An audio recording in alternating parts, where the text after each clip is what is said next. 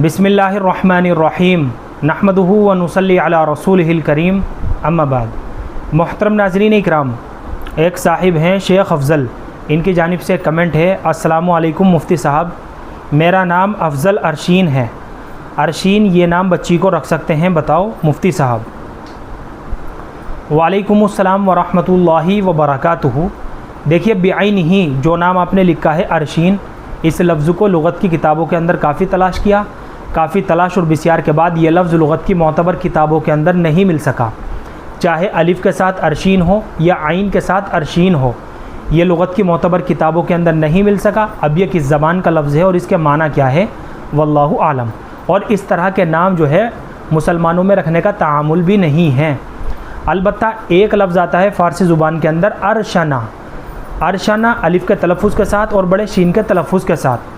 अगर ये लफ्ज़ अरशीन इसी के अंदर से हो, इसी में से हो, अरशना में से, तो इसके माना बनेंगे घोड़ा और बादल। लेकिन उलमाए किराम ने लिखा है कि ये नाम जो है ना हिंदुओं में ज़्यादा रखा जाता है।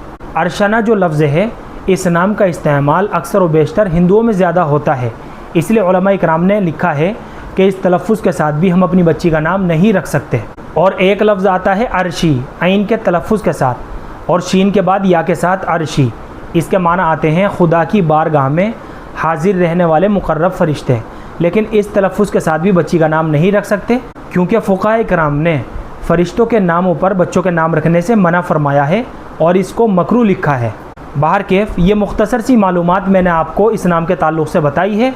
अरशीन जो आपने नाम लिखा है, ये एक बेमाना लफ्ज़ है और मुहम्मल लफ्ज़ है, क्योंकि लुग़त की मोतबर किताबों के अंदर ये लफ्ज़ मज़कूर नहीं है। मुमकिन है कि अर्श के अंदर ही, अर्श जो लफ्ज़ है, इसी लफ्ज़ के अंदर ही या और नून का इजाफ़ा करके इसको अरशीन बना दिया गया हो, लेकिन लुग़त की मोतबर किताबों के अंदर ये लफ्ज़ कहीं भी मज़कूर नहीं है। तो मेरा मशवरा है कि अरशीन के बजाय आप अरशिया करके नाम रख सकते हैं, आइन के तलफ़ुज़ के साथ और या के ऊपर तशदीद के साथ अरशिया, ये नाम बच्ची का रखा जा सकता है।